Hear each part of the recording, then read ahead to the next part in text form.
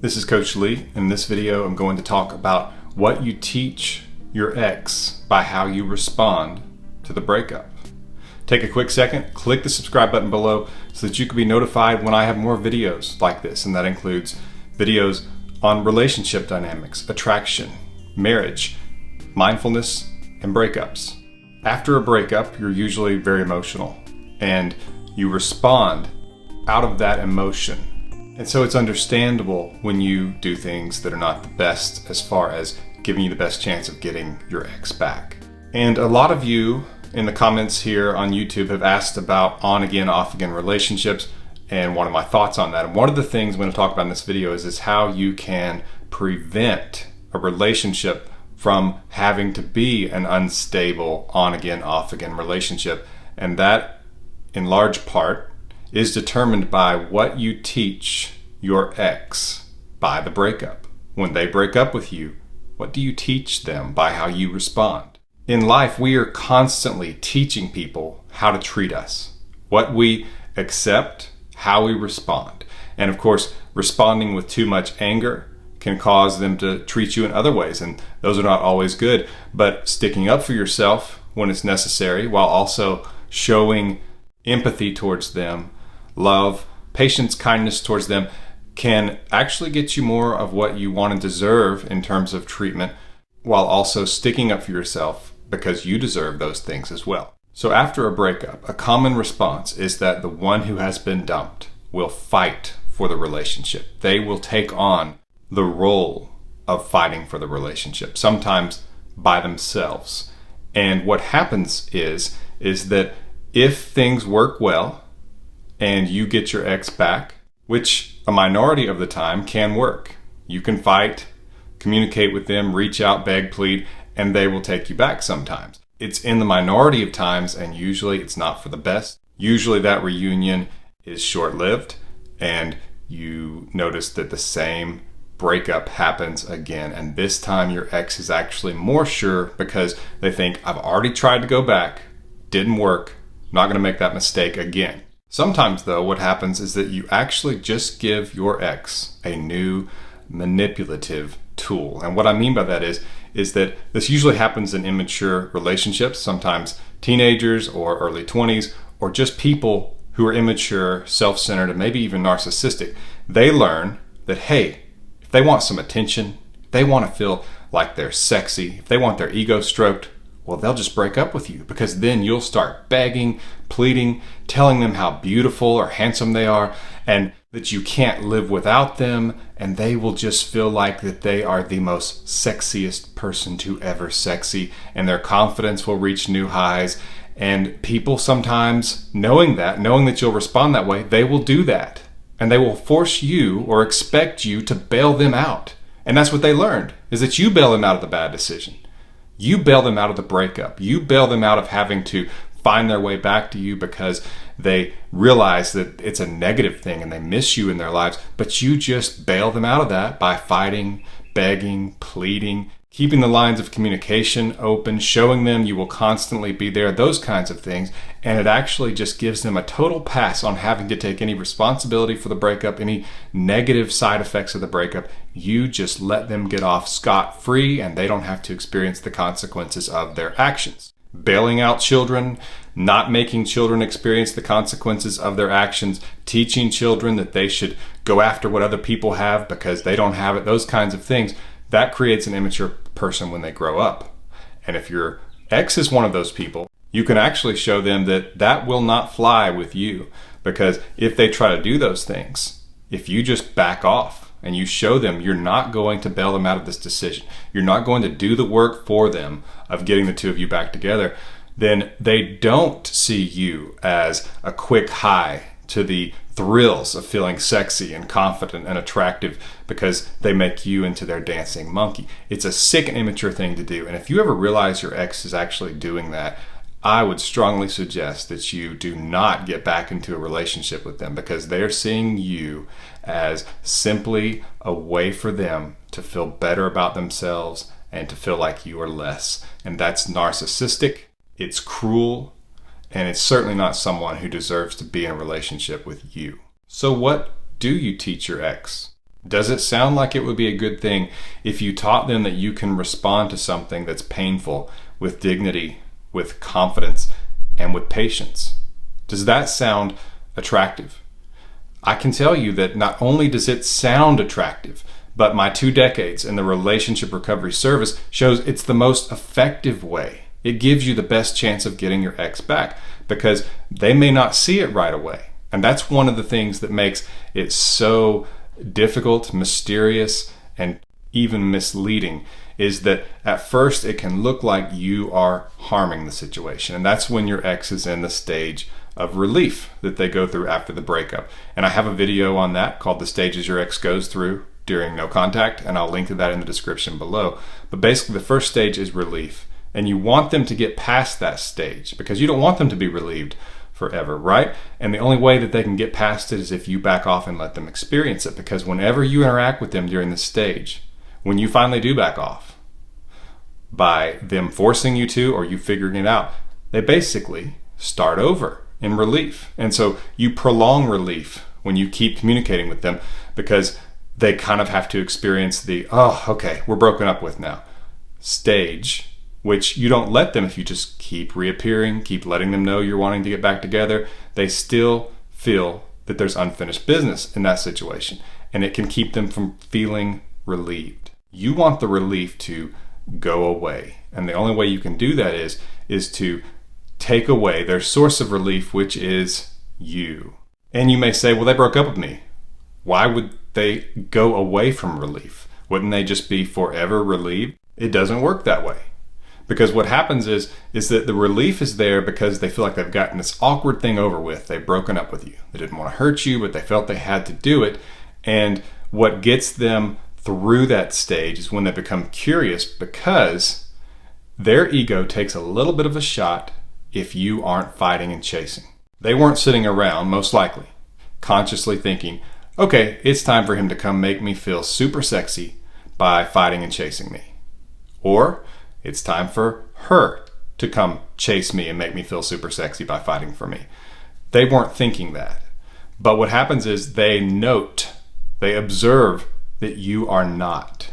And so it does tend to lower how attractive they feel about themselves.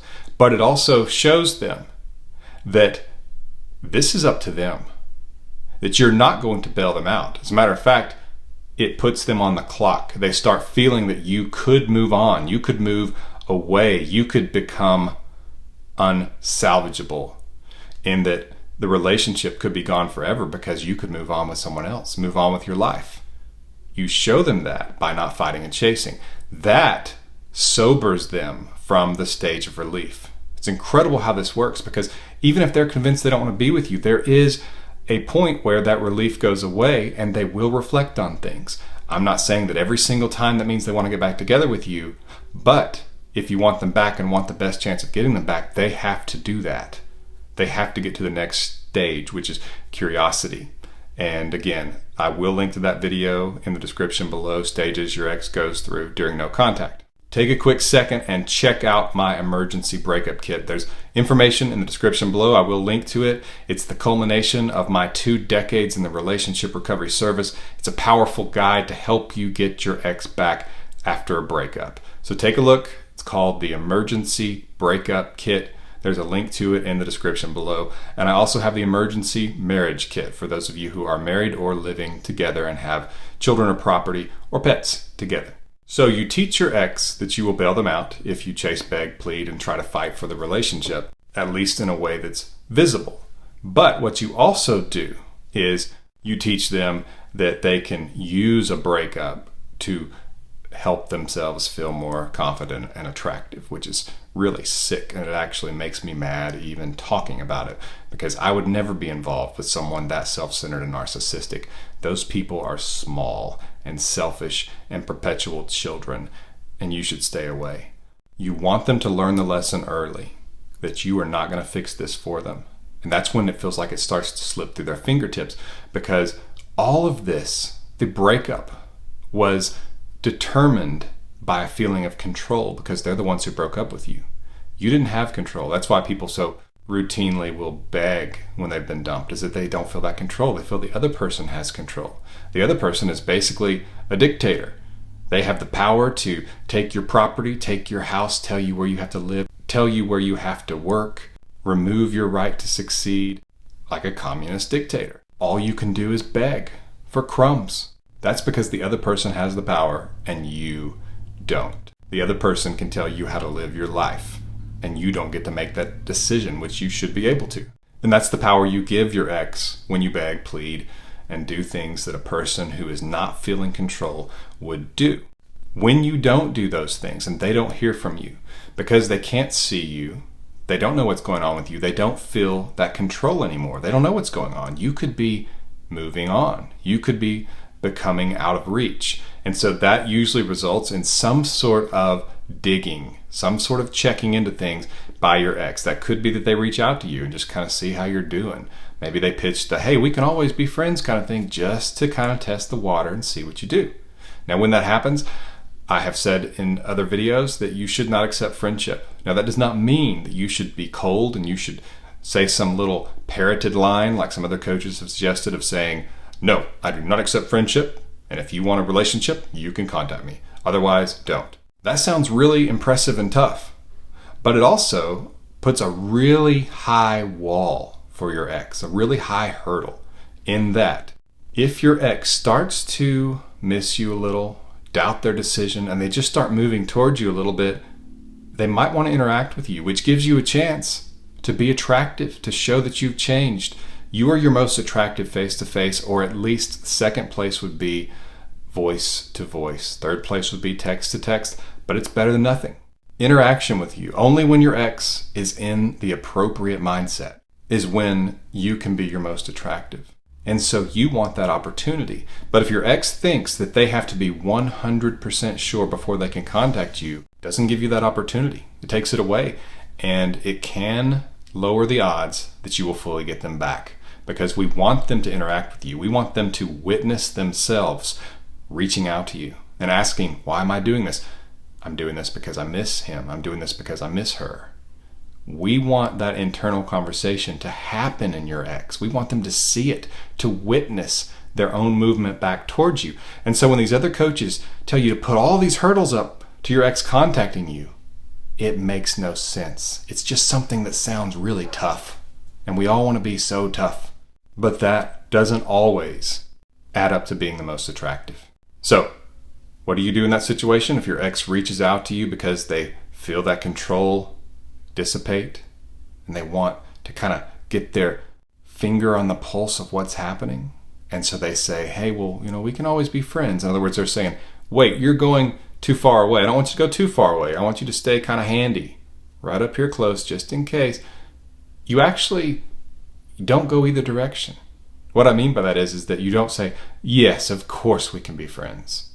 You don't say that, but you also don't say, no, absolutely not. You give a casual, yeah, sure type of response. I don't mean you use those exact words. What you could say is, that's fine. Hope you're doing well. In other words, it's not that impressive of a response. It doesn't sound like you're too excited about being their friend. So they're kind of left in limbo, especially when you don't act like a friend, when you choose your own role. You don't act like a friend. You're not buddy-buddy with them. Hey, what's going on, buddy? What are you doing this weekend? No, you're not doing that. You're not acting like a friend.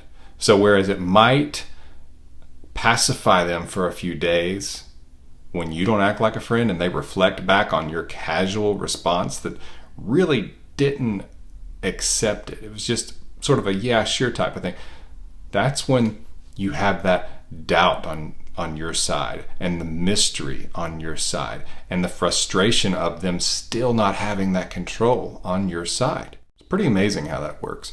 You'll find that what I tell you is the same get your ex back advice that NASA uses on the spaceship.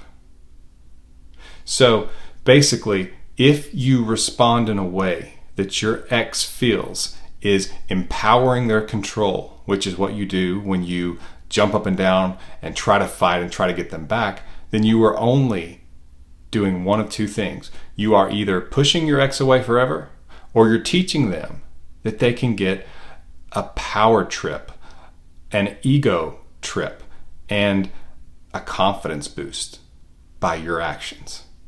Now, in some ways it can be good, because if you see that they're actually using you for that, then that's a close call and you need to move on with your life and get away from them.